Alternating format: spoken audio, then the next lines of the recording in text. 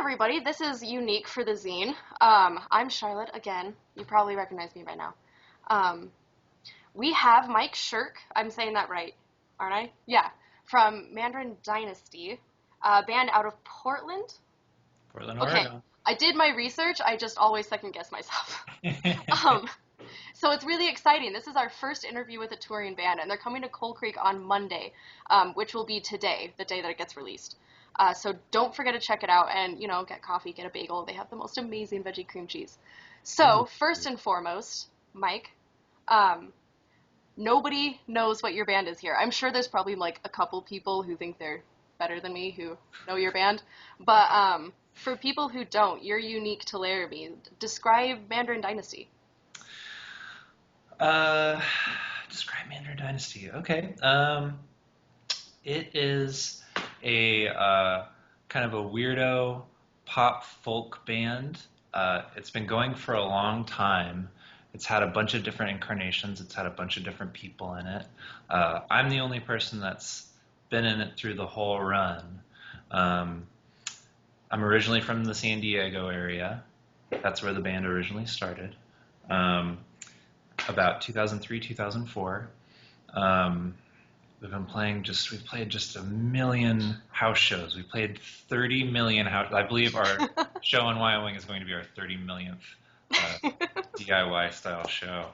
Um, and yeah, describe the band.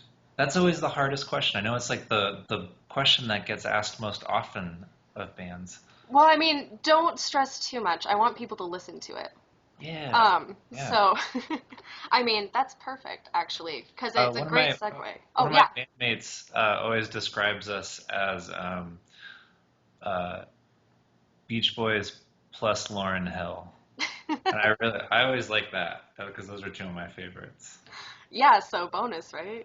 Yeah. They Oh yeah. didn't do that to suck up, did they? No, I don't think so. Maybe she won points, so I don't care. No, I could probably see that, actually.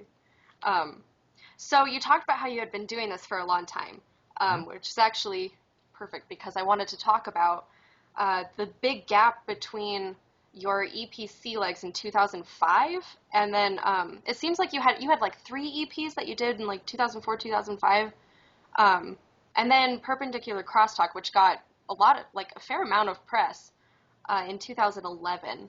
Mhm. Um, so like, what were you doing in the meantime? What were you like planning and plotting? Perpendicular crosstalk. That's what I was doing the whole time, just like really, really, really slowly. Hmm. Because I feel like with those first few EPs, I feel like I got really good at just like recording really quickly, like writing a song, recording it really quickly, and turning around and putting it out. And that was fun. And I did that for a few records. And I started thinking about like what do I want to leave on this earth? Like I want to make a record like the kinds of records that I grew up listening to, like the really super, super intricate things where you feel like you hear a different thing every time you listen to it. Like, there's just so much going on, and so it sounds like there's a 30 million people playing on the record. 30 Uh, million people for 30 million shows. exactly, a person a show. Uh, and so I wound up starting to record Perpendicular Crosstalk, I'd say around 2006 or so when I was just on tour all of the time. And so I was in either Ohio or Michigan and started working on a few of the basic tracks that eventually wound up on the record. And it just took forever and ever.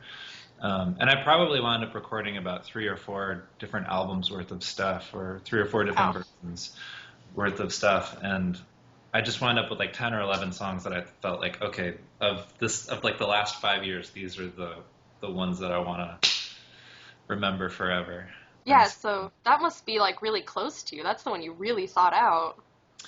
uh, yeah, um, I did spend a lot of time working on that one.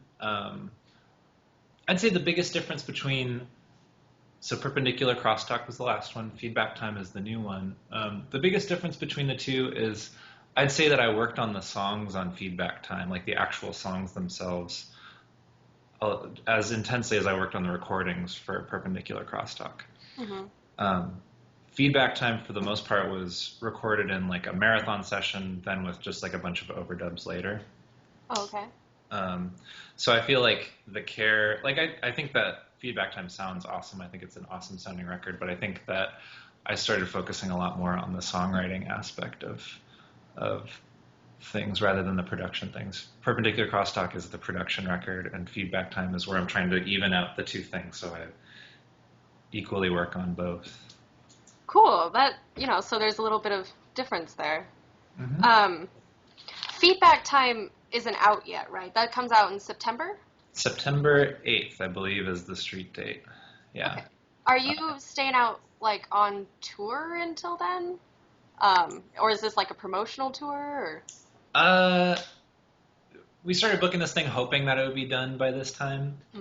For the people coming to the shows, we might have, I think I can say that we will have the cassette version of the album available at the show. So a record label called Lost Sound Tapes is putting out the cassette version, and we'll have that available. The LP, I think, will be ready. The vinyl record will be ready like September 8th. And a label called Keeled Scales is putting that one out.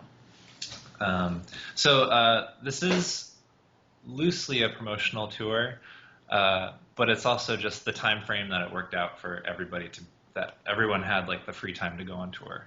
Mm-hmm. So it's kind of a little bit before the release date, but then we're also going to do another little tour, mostly on the West Coast, towards the end of September, and that's going to be like the record release tour. And then I'm figuring out the details, hopefully going to do a little bit more towards the end of the year as well. Cool. Yeah. Out of curiosity, because you've had such a changing lineup, who's coming with you this time? So the people coming with this time are going to be some of my Seattle friends. My friend Caitlin, Pamela, and Jeff. And they play in the band Hoop, which is the band is also coming on tour. Oh, cool. So they're going to play as Hoop, and then they're going to be Mandarin Dynasty as my backing band. And they just recorded a record that sounds amazing too. They just recorded a record that is called Super Genuine that probably won't be out for a long time, but they have written some of my most favorite songs in the last while. So I feel super lucky to have this group of people come in with me. Mm-hmm. Do you guys write songs together, or is it sort of your project? So in the studio, it's mostly me and a fella named Zach Burba, and Zach does a band called Ihi, which is IJI. Mm-hmm. And we love working together, we love collaborating, but our schedules kind of wind up so we don't wind up able to play shows very often together, but we seem to always wind up recording together.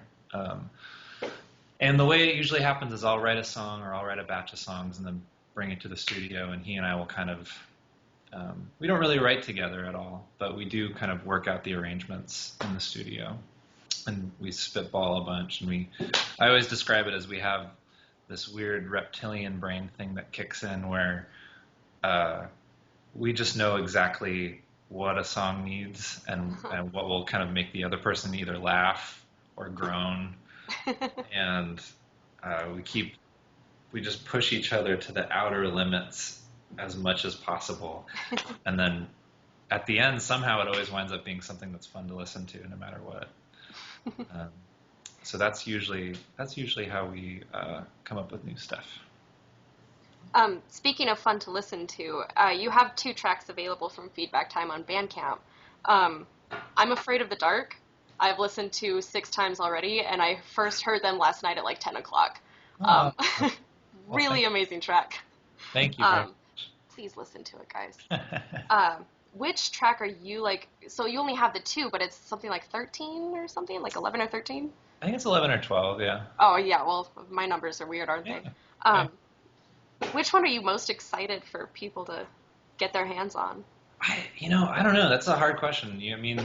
I would probably say a different answer almost any day that you would ask me. Just because the songs on that record wound up sounding like almost like a different band on each track. Which Hmm. that's what I really hope for with my records, is it kind of sounds like a different band on every track. I mean, the two songs that are up there are the two that I'm most like that people always seem to comment on and seem to pick up on the most quickly. Um, there's actually going to be a music video out, I think, in a week or two for "I'm Afraid of the Dark." Ooh, Um, nice. so that'll be some promotion on that. It's a beautiful, super cool video that my friend Micah directed, and it stars Jack Lewis, who you may know from he plays music with his brother Jeff Lewis. They play folk music around the country. And my friend Jem, who's in a band called the Ghost E's. And it's the two of them on a bad first date. And they go to a roller rink, and they go to karaoke, and it's a beautiful thing. But back to your question. I'd say the one that I hope that people click in with is the weirdest song on the record, which is called "Mouth of the Party." And within that song, it sounds like four different songs. Like there's four different kind of movements to it. Cool. Um, and some people hate it, but I love it, and Zach loves it, and that's all I care about. Right. Well, cool. Looking forward to it. Yeah. We're starting to reach time, unfortunately. These are really short. But let's conclude. Why Little Laramie? It's a tiny little town in a state that some people don't even know is a state. So why'd you pick Laramie? Why Laramie? Um, I love that part of the country. It's one of my favorite parts of the country. Um, I haven't been there in 5 or 6 years. Uh, I feel like some of the most, I feel like I've had some of the most important drives of my life through Laramie and Wyoming and Colorado. Um, I feel like it's almost otherworldly. Um, Oh yeah.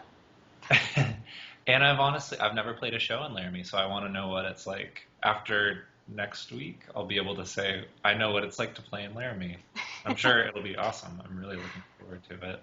Oh yeah. I'm sure we won't let you down. We love music. Awesome, awesome. Great. Yeah, we're all really excited. Me in particular, if you couldn't tell. Um, so guys, tonight, like 8 o'clock, Coal Creek, show up, get something to drink, sit down, get the good seats. You're probably gonna pull the couch out and enjoy Mandarin Dynasty. And thank you so much for taking time to talk to us. Thank you for having me. Yeah. Bye, everybody. Bye.